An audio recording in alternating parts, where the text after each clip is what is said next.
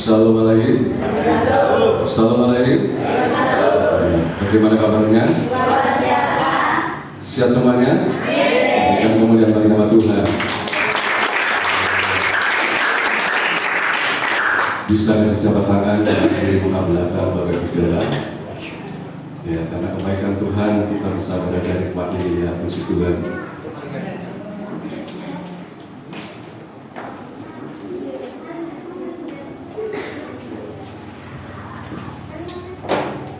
Haleluya. Puji Tuhan, kita bersyukur kepada Tuhan atas kasih karunia-Nya, sehingga kesempatan ini kita bisa ada sebagaimana ini semua karena tuntunan Tuhan. Amin. Puji Tuhan. Dan sebelum saya menyampaikan dalam firman Tuhan, saya juga ucapkan selamat datang Pak Henry yang sudah cukup lama nggak ketemu. Ya, puji Tuhan, hari ini bisa ada bersama-sama di tempat ini semua karena anugerah Tuhan, ya, puji Tuhan. Dan juga selamat datang pula kepada Ibu Ning dan keluarga, ya. Kalau nggak salah, ya, nama lengkapnya saya belum tahu karena saya kenal baru dari Ibu Indah. Nanti satu kali bisa memperkenalkan diri atau saat ini juga bisa. Masih malu mungkin, ya, nggak apa-apa, nanti lain kesempatan bisa memperkenalkan diri lebih lengkapnya buat saya. Ya, kita doakan keluarga Ibu Ning ini supaya bisa kuat di dalam Tuhan. Amin.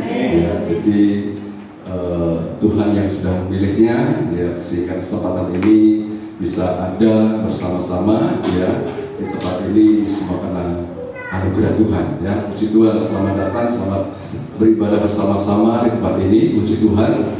Dan mari Bapak Ibu Saudara, kita akan menyiapkan nanti kita tentunya untuk kita sama-sama menikmati firman Tuhan, supaya firman Tuhan kesempatan ini bisa memberkati kita semuanya. Saudara siap diberkati Tuhan? Ya, puji Tuhan. Hari Minggu yang lalu sudah saya sampaikan berkaitan dengan salah seorang tokoh wanita. Saudara masih ingat siapa, saudara? Maria Magdalena. Ya, jadi Yesus pertama kalinya setelah Yesus bangkit dari antara orang mati, dia menampakkan diri kepada seorang perempuan, yaitu Maria Magdalena. Ya, sudah saya jelaskan demikian rupa bagaimana peristiwa ketika Yesus menampakkan diri kepada Maria Magdalena. Memang Bapak Ibu Saudara kasih Tuhan, semenjak Yesus bangkit dari antara orang mati dan kemudian, ya, setelah bangkit nanti akan naik ke surga, Bapak saya. Jadi nanti bulan Mei kita akan memperingati hari kenaikan Tuhan kita Yesus Kristus. Dan sebelum dia naik ke surga, Bapak sudah tahu di mana bahwa Yesus berulang kali menampakkan diri kepada murid-muridnya. Tadi yang pertama kepada Maria Magdalena, dan selanjutnya di hari kemudian, Bapak saudara, itu kepada murid-murid yang lainnya. Dan kali ini, Bapak saudara, kita akan melihat satu peristiwa di mana bahwa Yesus menampakkan diri kepada murid-muridnya juga. Dan pada waktu itu mereka sedang berada di pantai, ya, Danau Tiberias, ya. Nah, sekarang kita akan baca ayatnya di dalam Injil Yohanes pasal yang ke-21. Injil Yohanes pasal yang ke-21.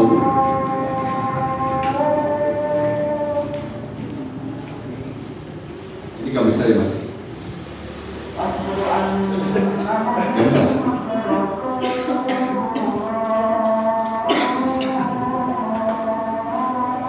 Ya, kita akan baca ayat pertama sampai yang ke-6. Injil Yohanes pasal 21 ayat pertama sampai yang ke-6.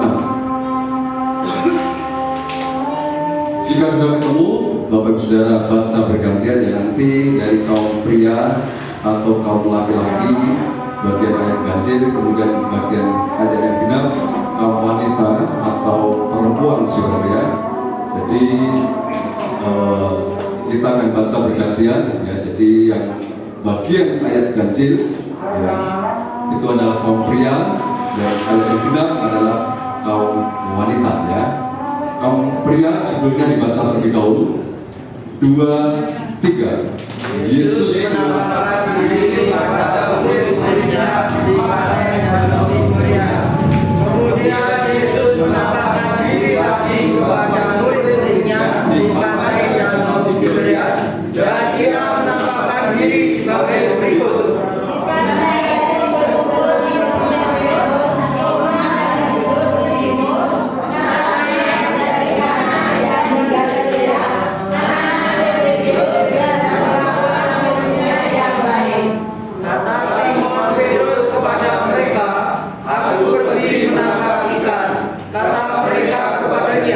Kami pergi juga dengan engkau. Mereka berangkat lalu naik ke perahu, tetapi malam itu mereka tidak menangkap apa-apa.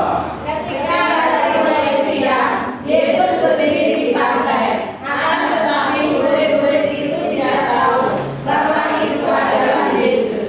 Kata Yesus kepada mereka, "Hei anak-anak, adakah kamu mempunyai lauk?" Jawab mereka, "Tidak ada."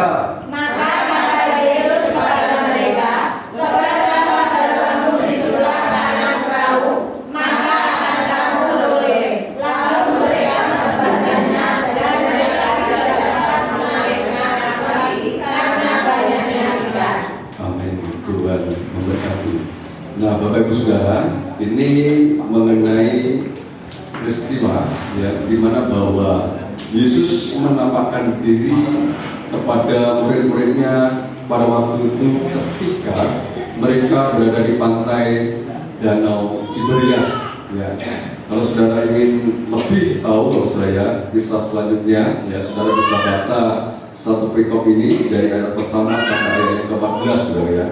Namun kali ini kita akan mempelajari dari ayat pertama sampai yang ke-6 ya. Nah, Bapak Ibu Saudara, di mana pada waktu itu Petrus ya, ini dan kawan-kawannya saudara ya, semenjak Yesus mati ya, mati bukan karena kalah saudara ya, tetapi karena mati sebab Yesus punya misi ya, di mana bahwa Yesus mau menyelamatkan umat manusia. Ya. Jadi manusia setelah jatuh di dalam dosa, tidak ada seorang pun yang bisa menyelamatkan dirinya. Ya. Oleh karena itu, Yesus, ya, di mana bahwa Dia adalah Allah, harus turun ke dunia ini. Ya. Dia harus menjadi seorang manusia untuk bisa menyelamatkan ya, umat manusia. Ya. Makanya Dia harus disalibkan, Bapak Ibu Saudara. Ya. Disitulah Dia darahnya dicurahkan. Ya. Dan sebelumnya Dia harus mengalami siksaan sedemikian rupa, hinaan, ejekan, dan lain sebagainya. Yesus alami itu semuanya, Bapak saya. Ini yang sudah sering kali kami jelaskan, Bapak saya. Namun kali ini supaya kita bisa tahu semuanya bagaimana perjalanan Yesus ya, sebelum Dia menyerahkan nyawanya, bagaimana Dia memiliki perjuangan yang gak mudah secara manusia. Pada waktu itu betul-betul Dia adalah seorang manusia yang bisa merasakan sakit dan lain sebagainya, saudara. Namun pada waktu itu Dia benar-benar memiliki penyerahan total. Walaupun Dia harus menyerahkan nyawanya, walaupun Dia harus mengalami penderitaan yang sangat hebat, Dia mau melakukannya hingga akhirnya, Bapak saya, Dia benar-benar menyerahkan nyawanya. Ya, Dia betul-betul menyerahkan nyawanya. Ini bukan berarti Yesus kalah, ya, tetapi justru dari itulah awal kemenangan bahwa Yesus bisa menyelamatkan umat manusia. Karena apa? Karena setiap orang yang percaya kepada Yesus, ya, ini ditulis di dalam Yohanes 3 ayat 16, tidak apa? Binasa, melainkan apa? Beroleh hidup yang kekal. Nah, makanya Bapak Saudara, kita yang sudah percaya kepada Yesus, kita menjadi orang-orang yang beruntung. Amin. Orang-orang yang menikmati anugerah, ya. Dimana supaya setiap orang yang percaya kepada Yesus, ini tidak mengalami kebinasaan. Kebinasaan dalam pengertian adalah tidak mendatangkan penghukuman kekal, tetapi melainkan justru memperoleh hidup yang kekal. Kekal dimaksud di sini dalam pengertian bukan sekedar nanti lamanya kita bersama-sama dengan Tuhan di sana. Di sini pun kita bisa menikmati kekekalan Tuhan. Kekekalan di dunia ini tidak maksudnya. Kekekalan di sini adalah berbicara mengenai kualitas hidup kita sebagai orang Kristen. Ya, kekristenan kita harus bernilai, berbobot. Ya, kita harus betul-betul bisa menjalankan bagaimana kehidupan kita sebagai orang yang percaya kepada Tuhan. Ya, artinya kita harus betul-betul hidup sesuai dengan jalannya Tuhan. Nah, ini sekilas perjalanan peristiwa bagaimana kenapa Yesus harus mati di dunia ini. Intinya adalah supaya dia bisa menyelamatkan umat manusia. Amin, saudaraku. Menyelamatkan umat manusia. Ini yang perlu kita garis bawahi. Nah, kembali ke peristiwa tadi, Bapak Saudara. Semenjak Yesus mati, Bapak Saudara, ini Petrus dan kawan-kawannya, secara manusia dia merasa kehilangan. Siapa sih nggak merasa kehilangan ketika tadinya ya dia bersama-sama sudah baca Tuhan ya, berdiam sama-sama, melayani bersama-sama, memberitakan Injil sama-sama. Pokoknya sudah terjadi keakraban ya, karena Yesus sudah murid-muridnya ini sudah. Dan satu kali kelak Yesus harus meninggalkan mereka secara daging, ya harus meninggalkan mereka karena dia harus mati, dan setelah itu bukan mati seterusnya, hanya 3 hari setelah itu dia bangkit. Ya. Nah, ketika mati ini sudah menghadap Tuhan. Ya, secara manusia tadi bahwa Petrus dan kawan-kawannya ini mengalami kegalauan, mengalami kegelisahan, mengalami kesedihan juga, merasa kehilangan. Ya. Kemudian Petrus ini bapak dia pergi ke pantai. Ya, dia akan carikan, ya di situ diikuti oleh kawan-kawannya. Nah, dia ke pantai carikan ini sudah kadang Tuhan. Ini bukan berarti dia meninggalkan panggilannya, karena pada waktu itu Yesus sudah memanggil Petrus. Tadinya Petrus ini adalah sebagai penjala ikan, ya. Profesinya adalah sebagai penjala ikan, saudara ya, nelayan. Kemudian di situ dijadikan oleh Tuhan Yesus menjadi penjala manusia, memberitakan Injil banyak orang. Ya. Nah, ketika dia pergi ke pantai ini, Bapak Saudara, mencari ikan bukan berarti dia kembali ke profesinya yang lama. Ya. Tetapi ini tidak menutup kemungkinan, Bapak Saudara. Ya, mungkin saja bisa untuk ya menghibur diri. Ya. Sekaligus dia mencari lauk pauk saudara untuk bisa dikonsumsi atau dimakan saudara ya. Nah di situ dia nggak sendirian, diikuti oleh teman-temannya tadi saudara. Tadi ada berapa orang? Tadi ada Simon Petrus pertama, kemudian ada Thomas 2, ada Nathanael 3, ada anak-anak Zebedius. Anak-anak Zebedius ini berapa? Anak-anak Zebedius ada berapa?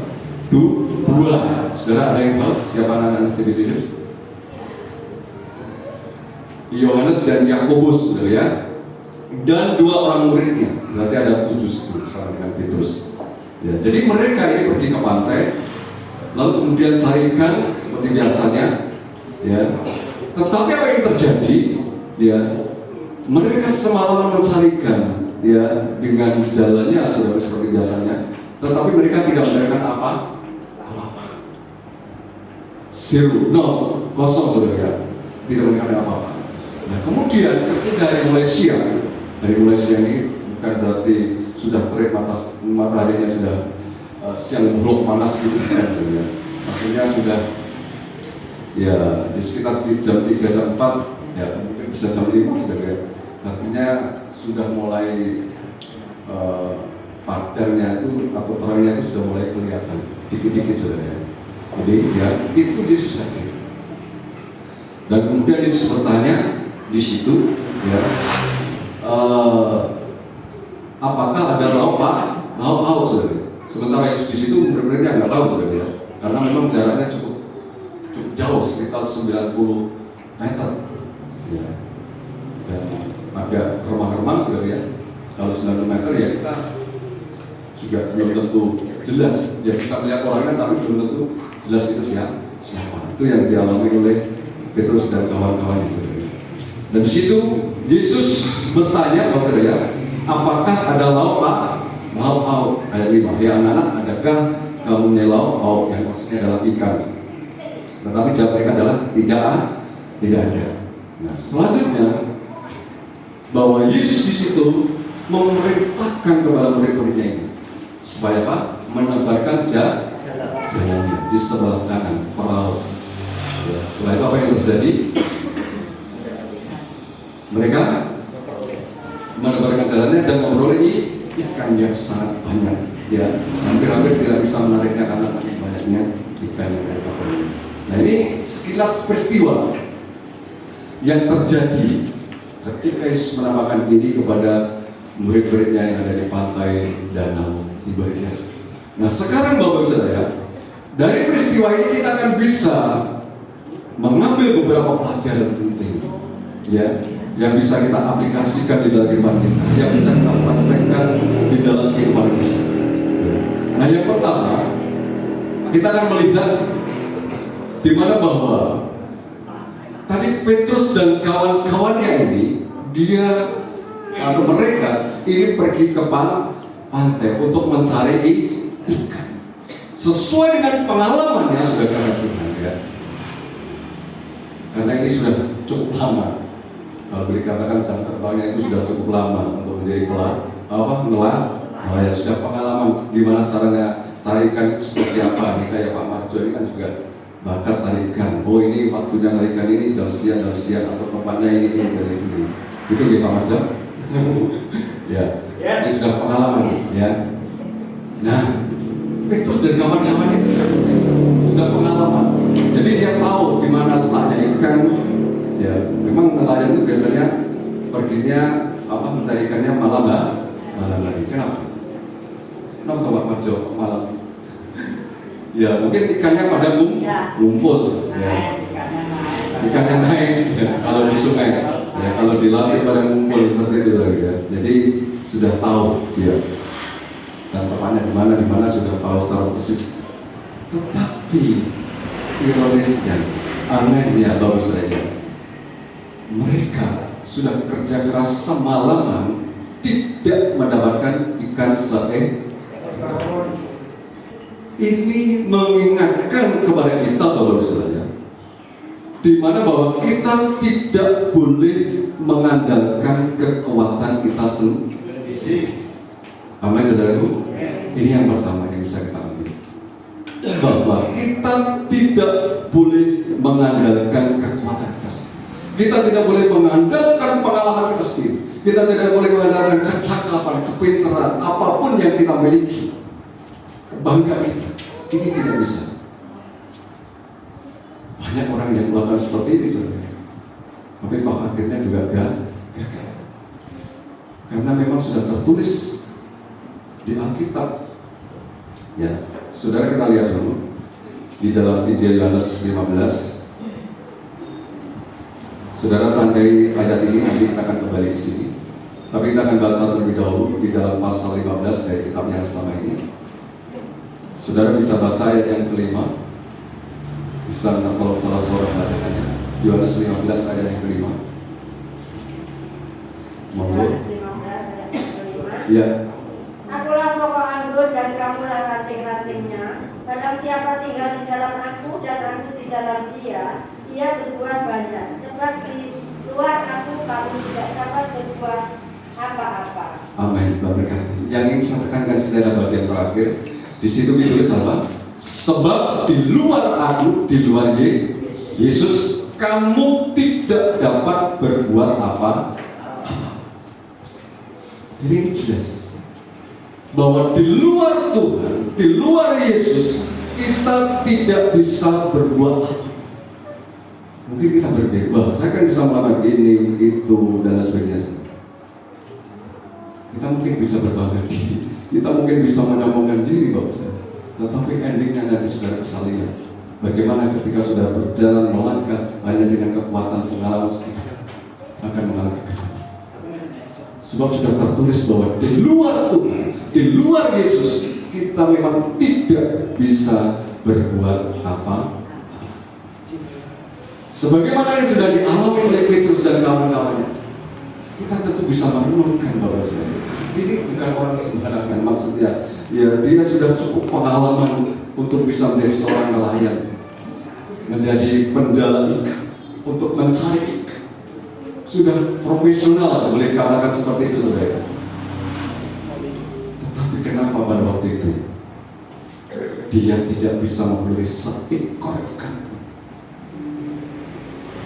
Jadi supaya materi mereka bisa tercelit, supaya Tuhan mengingatkan kepada mereka, Tuhan mengingatkan kepada mereka supaya mereka tidak mengandalkan dengan kekuatannya sendiri. Amin. Supaya tidak mengandalkan dengan kemampuannya, dengan kecakapannya, dengan pengalamannya, tetapi mengajarkan kepada mereka supaya mereka bisa mengandalkan Tuhan. Amin, saudara. Ini yang pertama yang bisa kita ambil sebuah pelajaran yang sangat bagus, karena bahwa kita tidak boleh mengandalkan kekuatan kita sendiri. Nah, selanjutnya Bapak Saudara, yang kedua, kita bisa melihat pada waktu itu Yesus hadir, ya. Dijelaskan di dalam ayat yang ke-4, ketika hari mulai siang Yesus berdiri di pantai, akan tetapi murid-murid itu tidak tahu bahwa itu adalah Yesus, ya. Dan selanjutnya kata Yesus kepada mereka, "Hai anak-anak, adakah kamu yang lauk?" Jawab mereka, "Tidak ada." Saudara perhatikan di situ, bagian kalimat terakhir di situ adalah ditulis, "Hai anak-anak, adakah kamu punya lauk?" Atau yang dimaksud pada waktu itu adalah ikan. Seorang nelayan, Bapak Saudara tahu, ini malu atau gengsi ketika mereka tidak mendapatkan ikan. Dan ketika Yesus bertanya, "Adakah kamu punya lauk?"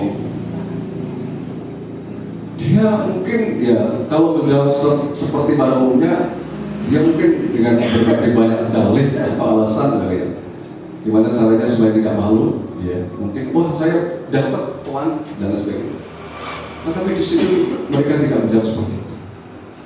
Tapi dia berani berkata apa? Jujur, mengakui kekurangannya, mengakui kelemahannya, mengakui keterbatasannya. Saudara, ini yang dialami yang kedua. Ya, di mana bahwa mereka berani jujur di hadapan Tuhan, berani mengakui kekurangannya di hadapan Tuhan, berani terbuka di hadapan Tuhan, Bapak Saudara. Dan ini yang juga bisa kita ambil sebuah pelajaran bagi kita. Ya. Ketika kita memang sudah tidak bisa berbuat apa-apa, kita jangan lagi memaksakan diri. Amin, saudara. Jangan sampai memaksakan diri bahwa saya bisa melakukan ini, saya mau melakukan itu, dan lain sebagainya. Makanya seringkali saya ingatkan bagi saya di mana bahwa penting sekali untuk kita selalu bersama-sama dengan Tuhan. Ya, di jam-jam ibadah seperti hari Minggu, hari Sabat, sudah saya ingatkan jangan sampai tetap melakukan aktivitas saudara. Tetapi hari itu adalah hari yang harus dikhususkan untuk Tuhan. Sebab ketika kita melakukan aktivitas kita, atau kita mencari sesuatu berkaitan dengan perkara-perkara dunia ini, ya kita tidak memperoleh apa-apa. Ya, kita tidak memperoleh apa-apa. Ya, karena memang itu sudah ditulis dalam firman Tuhan. Ya, bahwa itu adalah hari yang dikhususkan untuk Tuhan, untuk dipersembahkan pada Tuhan, ya dengan secara totalitas saudara. Jadi kita tidak boleh mengandalkan dengan apa yang ada di dalam iman kita saudara. Jadi kita harus akui bahwa ketika kita sudah tidak bisa berbuat apa, kita harus jujur di hadapan Tuhan. Ya, kita harus terbuka di hadapan Tuhan. Ya, karena memang kita tidak mampu tanpa pertolongan Tuhan. Dan kita ingat tadi bahwa saya, di mana bahwa Tuhan itu adalah Allah yang sangat baik. Allah yang sangat peduli. Amin, saudaraku. Sangat peduli. Perhatikan ayat kelima tadi. Hai anak-anak, ini sebutan bahasa keluarga, sebagaimana yang sudah disampaikan oleh Yesus kepada Maria Magdalena pada waktu itu. Ketika Yesus menyebut kepada Maria Magdalena itu adalah seorang ibu, dia tidak kenal. Ya, Maria tidak kenal dengan Yesus. Tetapi ketika Yesus menyebut Maria dengan namanya, bahasa yang sangat akrab, ya, langsung dia mengenali Yesus. Dan ini sebutan sudah anak menunjukkan keakraban antara seorang bapak dengan anak. Ya, sebagaimana kita sebagai orang tua juga ketika kita manggil anak-anak kita, ya mungkin bisa kalau laki-laki tole atau yang cewek endut dan sebagainya, itu bahasa yang lebih akrab, yang lebih intim gitu saudara Tuhan ya. Ada keintiman, kekeratan gitu bagian. Dan inilah yang dikatakan oleh Yesus terhadap murid-muridnya pada waktu. Ketika mereka sedang galau, ya butuh penghiburan dari sebuah alam ya. Dan ketika mengalami kata apa di situ, murid-muridnya juga dengan tegas berani memiliki pengakuan bahwa memang tidak ada. Dan ini juga yang menjadi pelajaran bagi kita. Mari kita juga mau jujur di hadapan Tuhan bahwa kita sebenarnya tidak bisa berbuat apa-apa tanpa Tuhan. Ini yang kedua. Selanjutnya, terakhir, yang ketiga di situ bahwa Tuhan memerintahkan apa? Supaya mereka menebarkan jalannya di sebelah kanan. Yang ketiga ini Tuhan memerintahkan kepada muridnya untuk menebarkan jalannya di sebelah kanan perahu saudara. Nah, kemudian apa yang mereka lakukan? Mungkin mereka berpikir, sejenak mereka berpikir, ini saya sudah semalaman loh Tuhan. Saya sudah apa namanya? Diopo bahasa tanya itu ya. Laut atau pantai ini sudah saya opo semuanya Tuhan, di sana sini dan sebagainya. Sudah berekan, cuma tadi tulis di sini. Ya. Lalu kenapa Pak Tuhan lurus lagi untuk menebarkan jalan ini? Kira-kira apa mungkin ya di situ ada ikan? Ya. Tetapi kita melihat di sini, mereka tidak menolak perintah Tuhan, tidak menolak perintah Tuhan. Walaupun mereka sudah semalam kerja keras, ya, dan mereka tidak mendapatkan apa-apa. Namun ketika mereka diperintahkan oleh Tuhan, mereka menjalankan. Dan kita bisa melihat tadi hasilnya, bagaimana bahwa mereka mendapatkan ikan yang sangat banyak. Pelajaran yang ketiga ini Bapak saya, ini mengingatkan kepada kita bagaimana supaya kita ini belajar untuk apa? Dengar-dengaran dengan Tuhan. Ketika kita diperintahkan oleh Tuhan, apapun kondisinya Bapak saya, kita harus turun, kita harus tunduk. Amin. Amin saudara. Ya, kita harus tunduk. Walaupun mungkin ini bertentangan dengan keinginan kita, bertolak belakang dengan kemauan kita, bertolak belakang dengan pengalaman yang ada, atau situasi kondisi yang ada saudara. Ini harus kita terima. Ya. Sebab bagi Tuhan itu adalah tidak ada yang mustahil. Mungkin kelihatannya mustahil, ya sebagaimana yang dialami oleh murid-murid pada waktu itu. Ini mustahil Tuhan. Saya sudah semalaman dan saya sudah cukup pengalaman untuk mencari Tuhan. Mana mungkin ada? Tetapi karena itu Tuhan yang menyuruh baru saya, akhirnya mereka mau datang. Dan ketika mereka taat, mereka menebarkan jalannya sebelah kanan saudara. Apalagi di sebelah kanan pengalaman nelayan, yaitu sulit menggunakan ikan. Biasanya sebelah kirinya perahu itu baru dapat ikan lagi. Ya, ini sangat bertolak belakang. Tetapi apa yang terjadi? Mereka bisa memperoleh Jadi Bapak Ibu Saudara, ketika kita mau taat dengan Tuhan, apapun alasannya, pasti kita akan bisa memperoleh apa yang Tuhan sudah sediakan. Amin. Bahkan di luar pemikiran kita, di luar harapan kita, di luar angan-angan kita, ketika kita sungguh-sungguh yaitu taat kepada Tuhan. Nah, oleh karena itu mari Bapak Ibu Saudara kata Tuhan, kita mau belajar dengar-dengaran dengan Tuhan, bukan dengar-dengaran dengan manusia. Kadang-kadang kita kalah, lebih mudah menghormati suara ini, kancane, lebih mudah menghormati suara bosnya, lebih menghormati suara orang di luar daripada suaranya Tuhan. Oleh karena itu mari kita harus belajar taat dengan Tuhan, tunduk dengan Tuhan. Karena bos di atas segala bos itu adalah pribadi siapa Tuhan. Kalau yang manusia sama manusia sebenarnya tidak bisa menjadi harapan. Hari ini baik, nggak tahu hari selanjutnya. Tahu bisa saja bertolak belakang dengan kemauan kita, mengecewakan dan sebagainya. Tapi ketika kita sungguh-sungguh bersandar kepada Tuhan, mengikuti aturannya Tuhan, Tuhan tidak pernah mengecewakan kita. Amin. Tuhan tidak pernah mengecewakan. Jadi ini beberapa pelajaran penting yang bisa kita ambil, Bapak Ibu Saudara dan Tuhan. Ya, dimana bahwa ketika ya kita tidak mampu berbuat apa, mari kita harus selalu menghadirkan Tuhan di dalam hidup kita. Ya, kehadiran Tuhan di dalam hidup kita itu sangat penting sekali. Ya, kalau hari Selasa yang lalu sudah sampaikan di tempat keluarga Pak Jimin bahwa rumah kita itu harus ada yang namanya Yesus. Amin, saudara. Kita harus bisa mengundang Yesus setiap saat, setiap waktu, untuk bisa memimpin rumah tangga kita. Dan saat ini adalah pribadi lepas pribadi, itu Yesus harus ada di dalam rumah kita. Amin. Sebab kita memang tidak bisa mengandalkan dengan kekuatan kita sendiri. Sebab ketika kita mengandalkan kekuatan kita sendiri, kita akan mengalami kegagalan. Tetapi ketika kita mengandalkan Tuhan, kita akan menuai keberhasilan. Amin, saudara. Menuai keberhasilan. Jadi kita tinggal pilih mengandalkan kekuatan manusia, mengandalkan kekuatan diri kita sendiri, ataupun mengandalkan kekuatan Tuhan.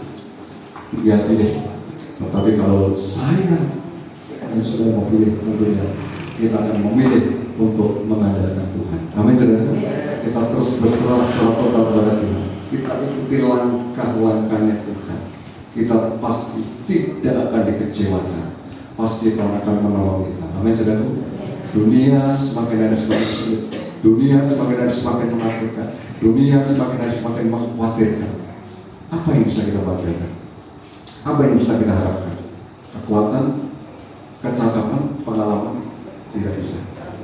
Tetapi hanya melalui Tuhan yang mampu untuk bisa menolong kita. Amin, saudara.